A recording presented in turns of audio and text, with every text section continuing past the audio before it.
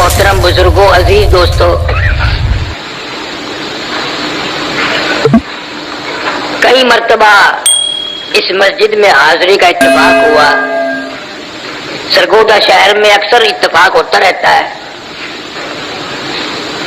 मगर ये बीच में 2-3 साल जो गुजरे कुछ तात्तुल पैदा हो गया, कुछ ढीले पड़ गए लोग। आज भी अगर मौलवी साहब ने कहा नारा लगाओ तो सारे नारा इस तरह लगा रहे थे जैसे भूखे बैठे हो। तुम्हारा गुनाह नहीं, दीपू का आटा खाते हो ना।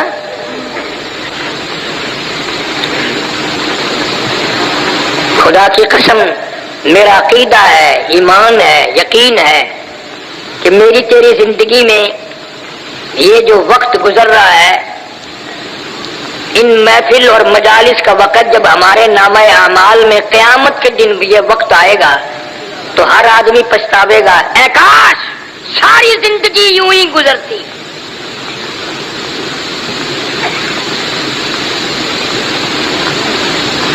हदीस पाक में आता है कि इंसान इतना अफसोस करेंगे, हाथ मलते मलते अपनी हथेलियों की खाल उतार देंगे।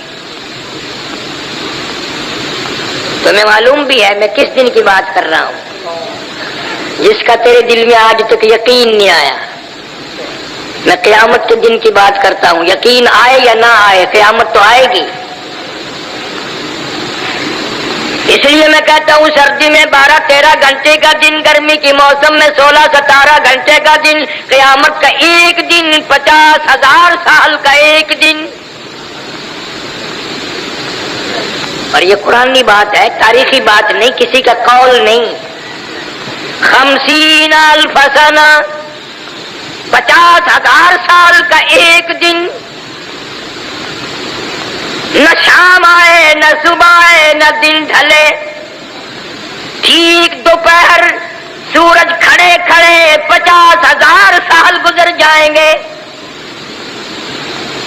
हदीस शरीफ में आता, कोई आंख पानी का कतरा न देख सकेगी, कोई आंख साया और छांव न देख सकेगी। क़यामत का जब बिगल बजेगा, घंटी बजेगी, इतनी जोरदार होगी, इतनी कहरआलूद होगी। हुजूर सल्लल्लाहु अलैहि वसल्लम ने फरमाया, ये इतना बड़ा समंदर पूरी दुनिया को जिसने लपेट रखा है, नदी, नाले, दरिया, चश्मे, कुएं, हुजूर सल्लल्लाहु अलैहि वसल्लम फरमाते हैं सिर्फ बिगल बजने से, क़यामत की घंटी बजने से सारी कायनात से एक कतरा पानी नहीं मिलेगा।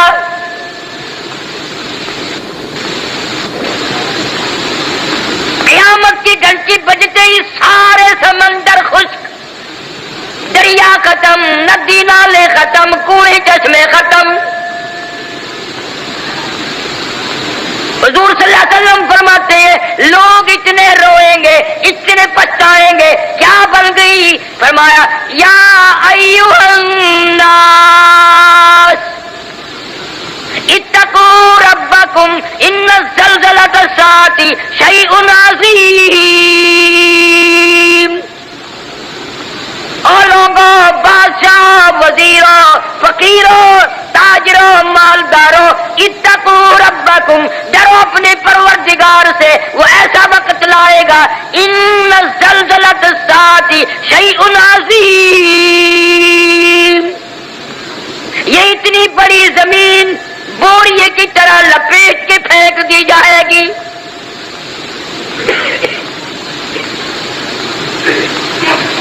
इधर शम्सु कुव्विरत, सूरज बेनूर होकर जमीन पे गिर पड़ेगा।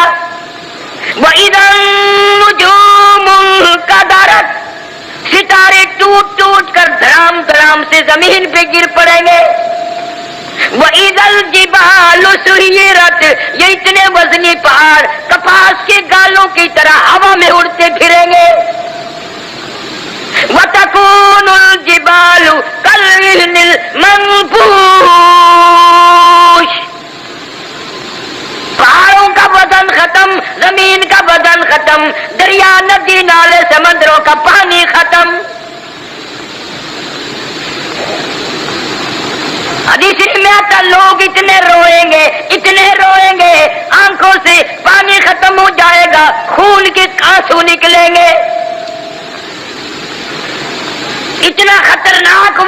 ہوگا، اتنا بھیانک وقت ہوگا، اتنا تباہ کن وقت ہوگا۔ مسلم شریف کی روایت ہے، فرمایا ایک آدمی کی زبان اتنی مارے پیاس کے باہر لٹک جائے گی اس پہ 18 آدمی کھڑے ہو سکے۔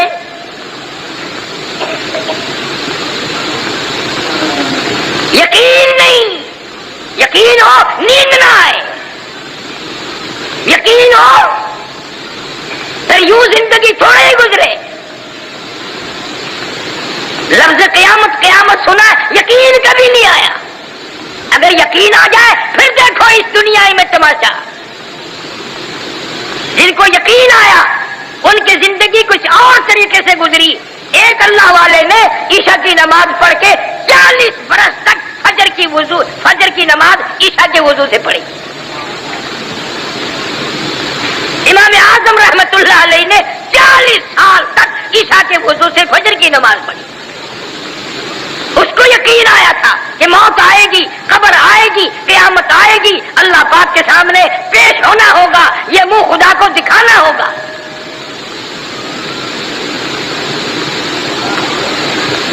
دنیا کی عدالت پہ یقین ہے کہ عدالت نے بلایا ہے، جانا پڑے گا، اور خدا کی عدالت پہ تیرا یقین نہیں۔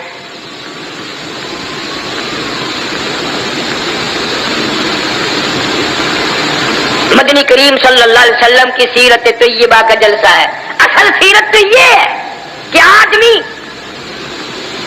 بیوی بچے چھوڑ کر، خاندان چھوڑ کر، دکان مکان بنگلہ کوٹھی چھوڑ کر ایسی طرف جاتا ہے، واپس کبھی نہیں آیا۔ آج سردی کا موسم آ رہا ہے، رضائیوں کی تیاری ہے، گرم کپڑوں کی تیاری ہے، عورتیں بچوں کی سویٹر وغیرہ تیار کر رہی ہیں۔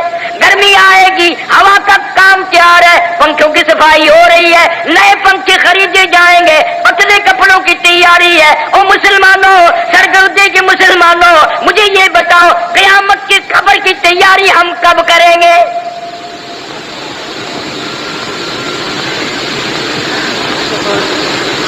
سردی کا موسم آ رہا ہے، منہ پہ کپڑا ڈال لیتے ہیں، سوتے وقت ٹھنڈ آ جاتی ہے پچھلی رات۔ یقین ہے صبحوں کی میں یہ کھیس اتاروں گا میرا منہ کھلے گا، میں یہ کمبل اتاروں گی میرا منہ کھلے گا۔ دروازہ کمرے کا بند کرتے ہیں، یقین ہے صبحوں کی دروازہ کھولیں گے، باہر نکلیں گے، کپڑا بھی اتاریں گے، منہ کھل جائے گا۔ اس پر کبھی یقین نہیں آیا، ایک دن کفن میں یہ منہ ایسا چھپے گا، قیامت آ جائے گی، کھلے گا نہیں، کھلے گا ہی نہیں۔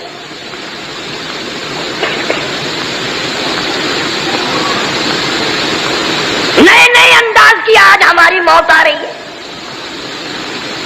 برہیمیان خارشین میں چند مہینے ہوئے ایک عالم کا انتقال ہوا، اخباروں میں بھی آیا، میں خود بھی گیا تھا۔ مغرب کی جماعت خود کرائی مولوی صاحب نے، اور بعد میں 2 سنتیں پڑھنے لگے، پہلی رکعت کے پہلے سجدے میں ہی موت آ گئی۔ سبحان ربی الاعلیٰ پڑھتے ہوئے موت آ گئی، وضو کے ساتھ موت آ گئی، سجدے میں موت آ گئی، اللہ کے حضور میں عاجزی کرتے کرتے موت آ گئی۔ ساری عبادات میں نماز اہم عبادت ہے، اور نماز کا مقصد سجدہ ہے، سجدے میں موت آ گئی۔ اب دل تو تمہارا بھی کرتا ہے سجدے میں موت آ جائے، اور مسجد میں آتے نہیں۔ کیا حضرت اسرائیل تجھے پکڑ کے دھڑام سے مسجد میں پھینک دے گا کہ سجدے میں گرجا میں آ رہا ہوں؟ دل کرتا ہے، تیاری کوئی نہیں کرتا۔ یقین ہی نہیں کہ یہ دنیا بڑے بڑے چھوڑ گئے، کیا میں نہیں چھوڑوں گا؟ ہزاروں کو قبروں میں پہنچا دیا، کندھوں پہ اٹھایا، جنازے پڑے، ہزاروں کی قبروں پہ مٹی خود ڈالی، اور اپنے اوپر مٹی پڑنے کا آج تک یقین نہ آیا۔ ہزاروں کو میتوں کو غسل دیتے ہوئے دیکھا، غسل خود بھی دیے، اور اپنا یقین کوئی نہیں۔ پتہ نہیں میری اس حالت میں موت آئے، غسل بھی نہ ملے، کفن بھی نہ ملے، قبر بھی نہ ملے، جنازے کی نماز بھی کوئی نہ پڑھے۔ حالات بن رہے ہیں، تمہارے سامنے بن رہے ہیں۔ پچھلے دنوں ملتان کے پاس سپر ایکسپریس کا حادثہ ہوا، اخباروں میں آیا 6 بوگی تباہ ہو گئی، ان لوگ 5 آدمی مرے، یعنی ایک آدمی 2 بوگیوں میں لٹکا ہوا تھا۔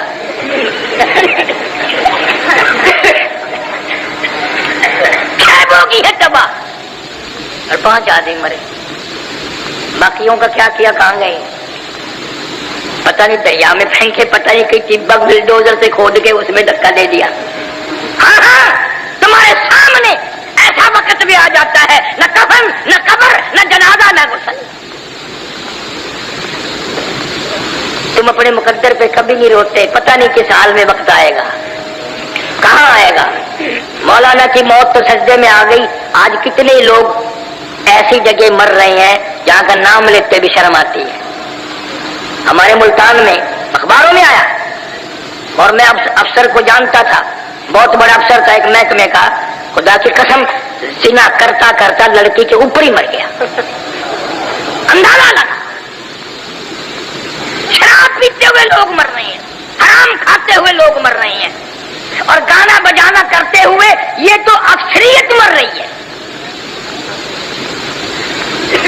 افسوس کسی کو نہیں۔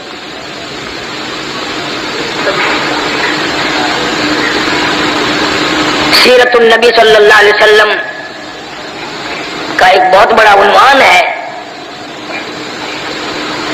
عورتیں اگر سنتی ہیں، سن رہی ہیں تو مبارک ہو، نبی پہلے آیا بھی عورت کی گود میں، اور نبی جب دنیا سے رخصت ہوئے تو عورت کی گود تھی۔ کوئی نہیں کہہ سکتا نہ ابو بکر کی گود تھی، نہ فاروق اعظم کی تھی، نہ عثمان کی تھی، نہ علی مرتضیٰ کی تھی، عائشہ صدیقہ اور فاطمہ الزہرا کی گود تھی۔ نبی تشریف لائے ایسے خاندان میں، حضرت کے والد کا کیا نام ہے؟ حضرت عبداللہ۔ تم نے کبھی سوچا ہے وہ کیسا جوان ہوگا؟ اللہ پاک جل شانہ نے جب ساری کائنات کے سردار کے باپ ہونے کا شرف بھی اس کو بخشا ہوگا، وہ کتنا شریف ہوگا، امام الانبیاء کا باپ بنا دیا۔ ہمیں تمہیں تو پہچان نہیں، سیرت کی کتابوں میں لکھا ہے کہ ایک لڑکی یہودی حضرت عبداللہ کے چہرے پہ اس کی نگاہ پڑی مکے کے بازار میں، راستہ روک کے کہنے لگی نوجوان میرے ساتھ شادی کر لو۔ حضرت عبداللہ کنی کترا کے نکل گئے، بھلا جو امام الانبیاء کا باپ ہو وہ غیر لڑکیوں سے کیسے بات کرے؟ یہ تو ہمارا زمانہ ہے نا، چٹی داڑھی، سر ہل رہا ہے، قبر کی تیاری ہے، کالا برقع دیکھ کے ایویں ہینگنے جی میں گڈھا ہینگ دیو۔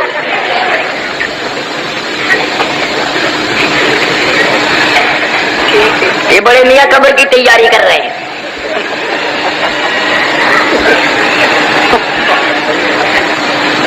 حضرت عبداللہ کے چہرے پہ لڑکی کی نگاہ پڑی، نے کہا میرے ساتھ شادی کر لو۔ کوئی جواب سوال نہ دیا، نکل گئے۔ سال بعد حضرت عبداللہ کو اسی لڑکی نے پھر دیکھا اور کہنے لگی نوجوان یاد ہے میں نے شادی کی فرمائش کی تھی؟ کہ ہاں یاد ہے۔ تم نے میرے متعلق یہ خیال کیا ہوگا میں کوئی بازاری عورت ہوں، بگڑی ہوئی عورت ہوں، میرا کریکٹر خراب ہے، یہی خیال کیا ہوگا نا؟ فرمایا نہیں، میں نے کوئی خیال نہیں کیا۔ کہنے لگی میں بازاری عورت نہیں، توریت کی حافظہ ہوں، میری توریت میں نبی آخر الزمان صلی اللہ علیہ وسلم کے باپ کی جو نشانیاں ہیں، تیرا ماتھا ان نشانیوں کی گواہی دے رہا تھا۔ تیرے ماتھے میں نور نبوت چمک رہا تھا، میں چاہتی تھی میری ساتھ شادی ہو جائے، اس نبی کی ماں میں بن جاؤں۔